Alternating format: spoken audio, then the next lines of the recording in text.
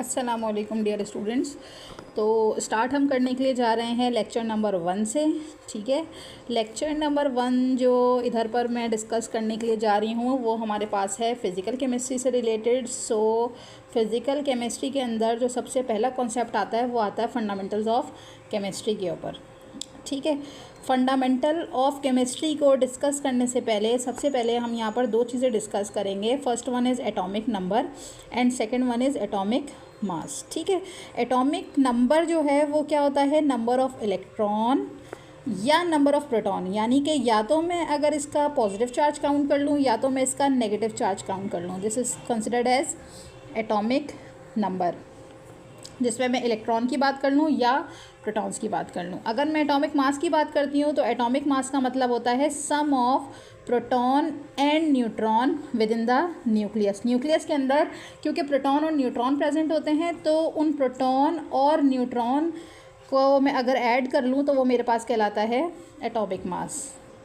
Is it clear? कोई सवाल बेटा यहाँ तक? अगर किसी को कोई सवाल पूछना हो, कोई ऐसी चीज़ जो आपको ना समझ आ रही हो तो काइंडली आप मुझे जो है वो नीचे कमेंट कर सकते हैं। कमेंट बॉक्स में जब आप अपना मैसेज टाइप करेंगे तो मैं आपको वहाँ पर रिप्लाई भी कर दूँगी या उससे रिलेवेंट कोई भी वीडियो आपके पास आ जाएगी।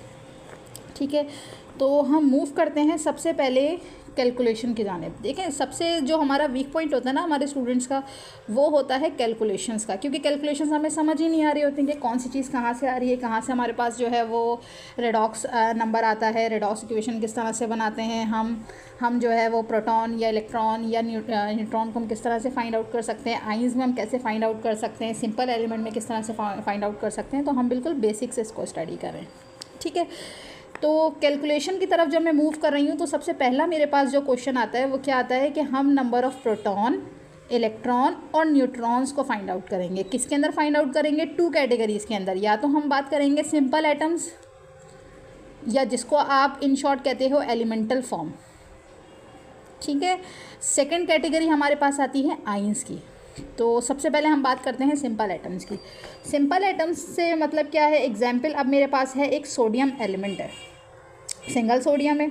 ठीक है, अब इस सोडियम में प्रोटॉन कितने हैं, इलेक्ट्रॉन कितने हैं, न्यूट्रॉन कितने हैं, तो इसको हम किस तरह से कैलकुलेट कर सकते हैं? सोडियम का एटॉमिक नंबर हमारे पास कितना है? 11। ठीक है बेटा, ये आप पीरियोडिक टेबल से फाइंड आउट कर सकते हो। मास नंबर आपके पास सोडियम का कितना होता है? 23। ठीक है, तो जितना एटॉमिक नंबर है उतना ही हमारे पास प्रोटॉन होगा, यानी कि this one will be 11 and electron also will be 11। Neutron हम किस तरह से फाइंड आउट कर सकते हैं? जो एटॉमिक मास हमारे पास गिवन होगा, जो ज़्यादा वाला नंबर होता है ना, this is known as atomic mass, उस ज़्यादा वाले नंबर में से आप माइनस कर दो सेकंड वाले नंबर को, जो कि लोएस्ट नंबर होता है, क्योंकि ये तो सिंगल है ना हमारे पास। यहाँ पर सम है, यहाँ पर सम मौजूद नहीं है। तो इस तरह से मैं अगर 23 में से 11 माइनस कर दूँगी तो मेरे पास आंसर क्या आ जाएगा? 12। तो इसका मतलब क्या है? प्रोटॉन इस एलिमेंट के अंदर या इस सोडियम के अंदर कितने हैं? 11। इलेक्ट्रॉन 11 है और न्यूट्रॉन भी कितने हैं हमारे पास? 12 हैं। कोई इशू बेटा यहाँ तक? चलिए अब हम अगले एग्जाम्पल की तरफ मूव करते हैं। नेक्स्ट एग्जाम्पल मेरे पास है मैग्नीशियम की। अब मैं जब बात करती हूँ मैग्नीशियम की, तो मैग्नीशियम का एटॉमिक नंबर मेरे पास 12 है और मास नंबर मेरे पास मैग्नीशियम का कितना है? 24। ठीक है, अब मैं अगर इधर से देखना शुरू करूँ तो इलेक्ट्रॉन कितने होंगे मेरे पास? Same as atomic number which is 12। प्रोटॉन मेरे पास कितने होंगे? 12। और न्यूट्रॉन मेरे पास कितने होंगे बेटा? Highest minus will be lowest. ठीक है, सो 24 minus 12, so the answer will be 12। Clear? चलो बेटा जल्दी से, अब इससे रिलेटेड आपके पास मैं कुछ क्वेश्चन दे रही हूँ, वो आप जल्दी जल्दी सॉल्व कीजिए। एक है हमारे पास क्लोरीन 35.5 एंड 17। सेकंड एग्जाम्पल आपके पास मैं दे रही हूँ सॉल्व करने के लिए कैल्शियम 40 एंड 20। इसी तरह से थर्ड एग्जाम्पल हम सॉल्व करें potassium 39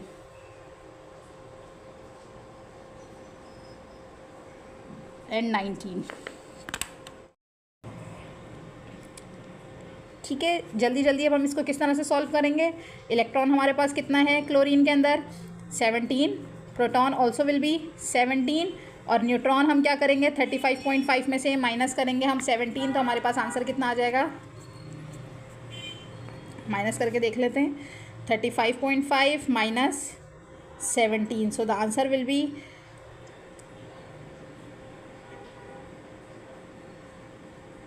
18.5। So number of neutron will B 18.5। अब मैं अगर बात करती हूँ कैल्शियम की, प्रोसीड टूवर्ड्स द कैल्शियम, तो इधर पे हमारे पास प्रोटॉन कितना है 20, इलेक्ट्रॉन कितना है same as 20 and neutron will be 20। Potassium की मैं बात करती हूँ तो यहाँ पर इलेक्ट्रॉन कितना है 19, प्रोटॉन भी कितना है मेरे पास 19। न्यूट्रॉन के लिए मैं क्या करूँगी, माइनस कर लूँगी, तो मेरे पास आंसर कितना आ जाएगा 20। चलिए अब हम बात करते हैं आयंस की। What is mean by ions. तो बच्चों आयंस जो होते हैं ना बेसिकली वो दो कैटेगरीज में आते हैं, एक आते हैं पॉजिटिव आयंस, एक आते हैं नेगेटिव आयंस। पॉजिटिव आयन या किसी भी एलिमेंट के ऊपर पॉजिटिव चार्ज उस टाइम पर अपीयर होता है जब वो अपना इलेक्ट्रॉन लॉस करता है, ठीक है। और कोई भी एलिमेंट या किसी भी कंपाउंड के ऊपर नेगेटिव चार्ज उस वक्त अपीयर होता है जब वो एलिमेंट या कंपाउंड गेन ऑफ इलेक्ट्रॉन करता है, यानी उसके पास एक्स्ट्रा इलेक्ट्रॉन होते हैं तो वो नेगेटिव चार्जेस होते हैं, जिसके पास जो है वो शॉर्टेज ऑफ इलेक्ट्रॉन हो जाती है, वहाँ पे हमारे पास पॉजिटिव चार्ज अपीयर हो जाता है। अब इसको हम किस तरह से कैलकुलेट करेंगे। एग्जाम्पल मेरे पास है question number 1 which is Na positive. अब सिंपल Na जो है वो बराबर होता है Na 11 एंड 23 के।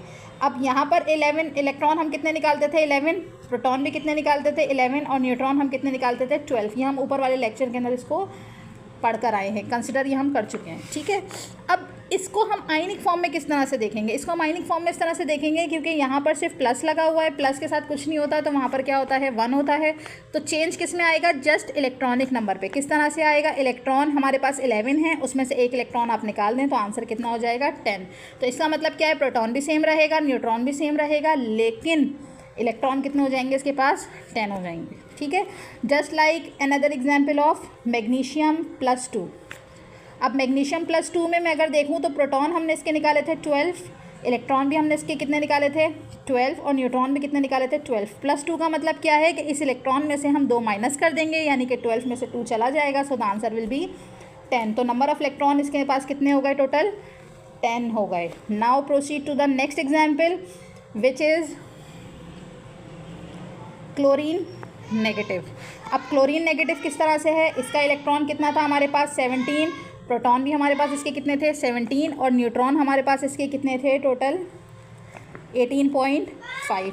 अब यहाँ पर -1 है तो यहाँ पर हमने एक इलेक्ट्रॉन जो है वो ऐड करा लेना है, इलेक्ट्रॉन के अंदर 1 ऐड हो जाएगा, तो हमारे पास आंसर कितना आ जाएगा यहाँ पर 18। तो इसका मतलब नंबर ऑफ इलेक्ट्रॉन इसके कितने हो गए 18। Another example will be oxygen -2। अब ऑक्सीजन जो नॉर्मल ऑक्सीजन होता है वो किसके बराबर होता है, नॉर्मल ऑक्सीजन के अंदर इलेक्ट्रॉन होते हैं 8, प्रोटॉन भी कितने होते हैं बेटा 8, न्यूट्रॉन हम 16 में से 8 निकालते हैं तो आंसर कितना आ जाता है 8। यहाँ पर -2 है, -2 मतलब 2 इलेक्ट्रॉन्स ऐड होने वाले हैं, so the answer will be 10। उम्मीद करती हूँ कि आपको ये लेक्चर क्लियर हुआ होगा। इससे रिलेटेड अगर कोई क्यूरीज़ हैं, कोई ऐसा सवाल जो आपको ना समझ आया हो तो आप मुझसे डिस्कस कर सकते हैं। चलिए अब हम मूव करते हैं इससे रिलेटेड MCQs की जानिब, ठीक है। इससे रिलेटेड MCQ नंबर 1 मेरे पास आता है, number of protons in helium nuclei. अब हीलियम न्यूक्लियाई का जो एटॉमिक नंबर है वो कितना होता है 2 and mass number will be 4, ठीक है। अब नंबर ऑफ प्रोटॉन इसके कितने कितने हो सकते हैं, ऑप्शन में मेरे पास है 2, ऑप्शन में मेरे पास है 3, ऑप्शन में मेरे पास है 4, so the answer will be 2। All right, next, number of electrons present in H positive ion. So MCQ, अब इसमें मेरे पास जो है वो ऑप्शंस आते हैं। ऑप्शन मेरे पास कौन कौन से हैं, 0, ऑप्शन मेरे पास है 1, ऑप्शन मेरे पास है 2, so the answer will be right, this is 0। 0 क्यों है, क्योंकि हाइड्रोजन के जो इलेक्ट्रॉन होते हैं वो 1 and 1 हैं, तो इसका मतलब इलेक्ट्रॉन 1 था, लेकिन क्योंकि पॉजिटिव साइन आया है तो इसने अपना एक इलेक्ट्रॉन लॉस कर दिया, so the answer will be 0। बेटा क्विक हमने इसको डिस्कस करना है। Next MCQ number 3। MCQ number 3 की मैं अगर बात करूँ तो यहाँ पर बात होती है नाइट्रोजन। N-3 के अंदर आपने कैलकुलेट करना है नंबर ऑफ प्रोटॉन। ऑप्शन हैं आपके पास 7, ऑप्शन है आपके पास 8, ऑप्शन है आपके पास 9। जल्दी क्विक बेटा, नाइट्रोजन का एटॉमिक नंबर आपके पास 7 होता है, मास नंबर आपके पास 14 होता है। जल्दी बताइए इसके अंदर नंबर ऑफ प्रोटॉन कितने होंगे। अगर मैं 3 ऐड कराऊंगी तो 10 हो जाएगा, तो इसका मतलब, लेकिन हम 3 तो तब ऐड कराएंगे ना जब हमारे पास प्रोटॉन की जगह पर इलेक्ट्रॉन लिखा हुआ होगा। तो N-3 के अंदर number of proton will be same, so the answer will be 7 any question? कोई ऐसा सवाल जो यहाँ तक ना समझ आया हो? उम्मीद करती हूँ कि ये टॉपिक आपको बहुत अच्छे से क्लियर हुआ होगा। अगर कोई चीज़ आपको यहाँ पर ना समझ आई हो, कोई भी ऐसा पॉइंट, कोई भी ऐसा टॉपिक, कोई भी ऐसा रिलेवेंट क्वेश्चन अगर आपके पास है तो काइंडली आप मुझे कमेंट्स में जो है वो रिप्लाई कर दीजिएगा। और इसी तरह से अगर आप चाहते हैं कि स्टेप बाय स्टेप हम केमिस्ट्री को लेकर चलते रहें और तैयारी करते रहें तो काइंडली आप मेरे चैनल को सब्सक्राइब कीजिए, अपने फ्रेंड्स एंड फैमिली के साथ शेयर कीजिए। बेटा ये classes totally free of cost हैं, इसके कोई चार्जेस नहीं हैं। आइंदा आने वाले टाइम में मैं इसके अंदर अगर मेरे पास बहुत सारे नंबर ऑफ़ स्टूडेंट्स ऐड हो जाते हैं तो अगर जो है वो स्टूडेंट की डिमांड होगी तो मैं ऑनलाइन क्लास भी इसके अंदर ले लूँगी, जूम, वो भी फ्री ऑफ कॉस्ट होगी। इसके कोई चार्जेस मेरे पास नहीं होंगे और ना मैं किसी तरह के कोई चार्जेस लूँगी आप लोगों से। और जो है बस मेरा ये वीडियो बनाने का मकसद ये है कि हर साल बहुत सारे ऐसे एस्पिरेंट्स होते हैं कि जो किसी फाइनेंशियल कंडीशन की वजह से जो है वो अपने एग्ज़ाम्स की तैयारी अच्छी नहीं कर पाते, या उनको वो टिप्स एंड ट्रिक्स नहीं आती जो कि कोचिंग सेंटर्स में बहुत एक ह्यूज अमाउंट के साथ जो है वो तैयारी कराई जाती है। तो ऐसे तमाम स्टूडेंट्स के लिए मैंने ये चैनल बनाया है जिसका नाम है ब्रेनस्टॉर्म केमिस्ट। तो अगर इससे रिलेटेड अगर वीडियोज़ अगर आपको चाहिए और आप चाहते हैं कि आपकी इसी तरह से फ्री ऑफ कॉस्ट तैयारी हो तो काइंडली आप मेरे चैनल को सब्सक्राइब कीजिए, वीडियो को लाइक कीजिए और कमेंट्स कीजिए। और इसी तरह से अब हम लेक्चर नंबर 2 की तरफ मूव करेंगे।